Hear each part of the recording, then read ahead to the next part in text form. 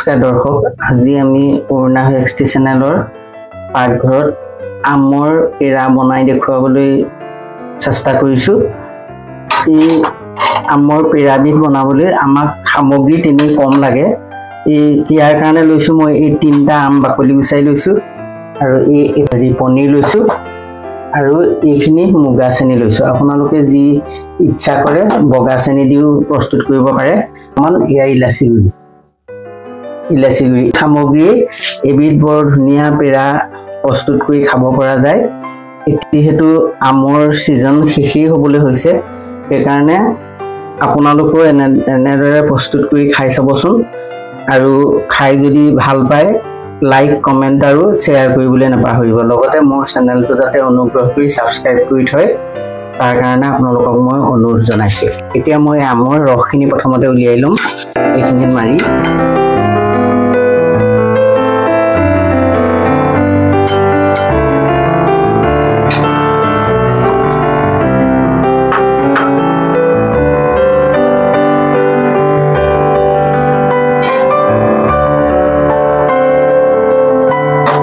এতিয়া এই পনীৰখিনি মই হাতেৰে খুব ভালকৈ এনেকৈ মিহি কৰি ল'ম।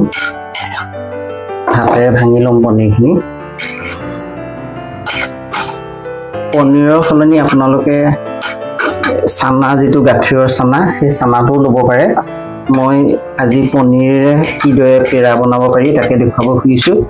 যিবিলাকৰ ঘৰত গৰুৰ গাখীৰ আছে তেওঁলোকে নিজে ঘৰত চানা বনাই এই মিঠাইবিধ প্ৰস্তুত কৰি খাব পাৰে। সেইকাৰণে মই কিন্তু মোৰ চানা নাই কাৰণে আজি পনীৰে আপোনালোকক বনাই দেখুৱাবলৈ চেষ্টা কৰিছোঁ। কাৰণ দৰ্শক, আপোনালোকে এই পেৰাবিধ প্ৰস্তুত কৰিবলৈ লওঁতে এটা কথা লক্ষ্য ৰাখিব লাগিব যে ইয়াৰ গোটেইকেইটাৰ সামগ্ৰীৰ পৰিমাণটো সমান হ'ব লাগিব। এই বাতিটোৰে মই এবাতি আমৰ ৰস উলিয়াই লৈছোঁ। তাতে ইমান এটা বাতি, এইটো বাতিৰ সমান এবাতি মই পনীৰখিনি মিহি কৰি লৈছোঁ আৰু এই বাতিটোৰে এইখিনি মই মুগা চেনি দিছোঁ, কিন্তু আপোনালোকে ইচ্ছা কৰিলে বগা চেনিটোও দিব পাৰে। আৰু যিহেতু মই পনীৰ লৈছোঁ, পনীৰৰ কাৰণে সোৱাদটো বঢ়াবৰ কাৰণে মই অকণমান পাউডাৰৰ গুড়ি গাখীৰ দিম। যদি চানা হয় তেতিয়াহ'লে গাখীৰৰ চানা হ'লে তেতিয়া পাউডাৰ গাখীৰটো দিব নালাগে, এইটো অপশ্যনেল হয়। এতিয়া মই এইখিনি মিক্সিত খুব ভালকৈ মিক্স কৰি ল'ম।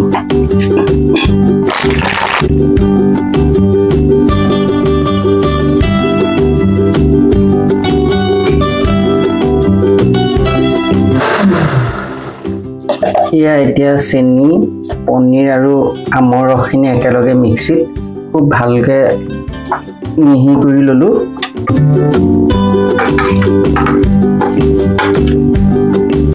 পিহি লৈ এটা বাচনত গোটেইখিনি উলিয়াই পেলাম। এখন কেৰাহী গেছৰ ওপৰত গৰম হ'বলৈ উঠাই দিম।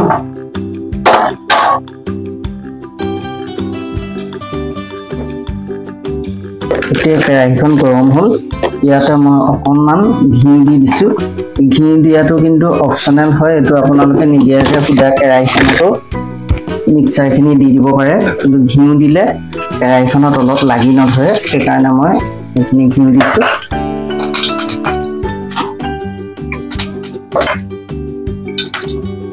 ঘিউখিনি যেতিয়া গলিব তেতিয়া এই যিখিনি মিশ্ৰণ আমি বনাইছিলোঁ সেইখিনি লাহে লাহে ইয়াত ঢালি দিব লাগে।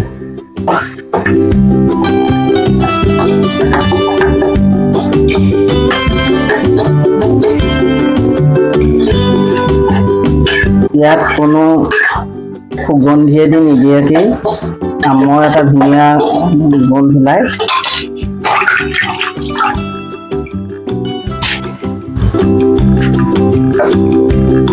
এতিয়া এনেকৈ লৰাই থাকিব লাগে।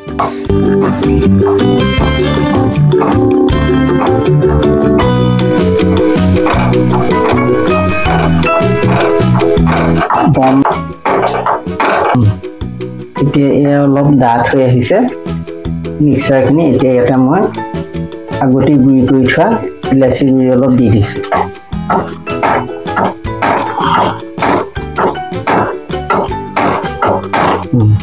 এইদৰে এতিয়া এইখিনি গৰম কৰোঁতে সম্পূৰ্ণ ডাঠ হৈ পেলাই কেৰাহীৰ পৰা গোটেইখিনি একেলগে লাগি মাজলৈ এনেকৈ আগবাঢ়ি আহিছে।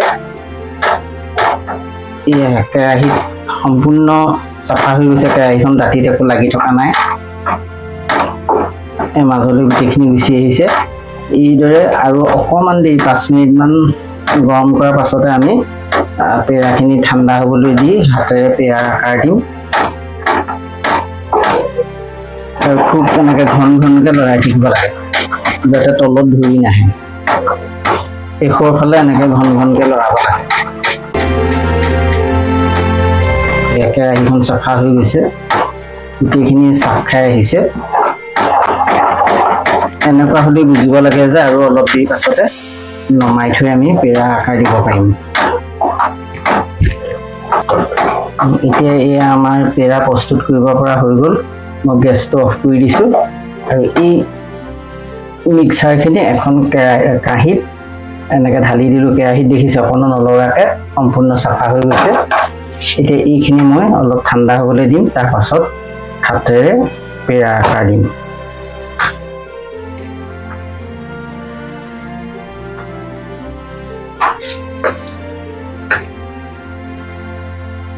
আমাৰ পেৰাৰ কাৰণে প্ৰস্তুত কৰা মিক্সাৰখিনি হৈ গ'ল।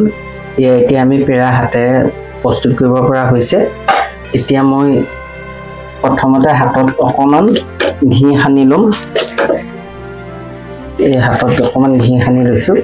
ঘি সানি এইদৰে আমি এটা জোখত পেৰাকেইটা সাজি পেলাম।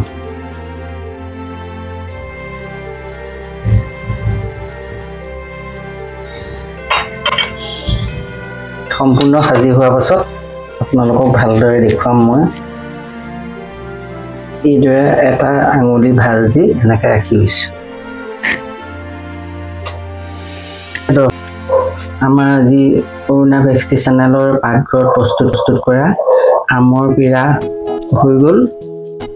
এই পেৰাটো বনাবলৈ আপোনালোকে এটা কথা লক্ষ্য কৰিব লাগিব। আমৰ ৰস, চেনি আৰু পনীৰ বা চানা যিয়ে লয়, গোটেইকেইটা বস্তুৰে পৰিমাণটো একে সমান হ'ব লাগিব। কিন্তু ইয়াত প্ৰস্তুত কৰোঁতে হাতত ঘি সানি ল'লে ইটোৰ লগত সিটো লাগি নাযায়, উলিয়াই আনিবলৈ সুবিধা হয়। এতিয়া এইটো আমি ফ্ৰিজত থৈ দিম।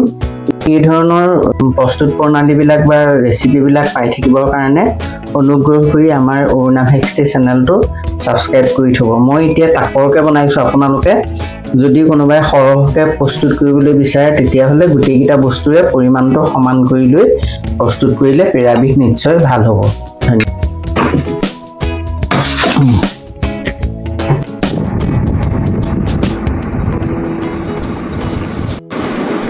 এয়া আমেৰে প্ৰস্তুত কৰা পেৰা 2 দিন ৰুম টেম্পাৰেচাৰত থোৱাৰ পাছত এয়া এনেকুৱা হৈছে। এইদৰে আপোনালোকেও এই পেৰাবিধ বনাই খাই চাব পাৰে আৰু আমাৰ অৰুণা ভেক্সটি চেনেলটো যাতে ছাবস্ক্ৰাইব কৰি থয়।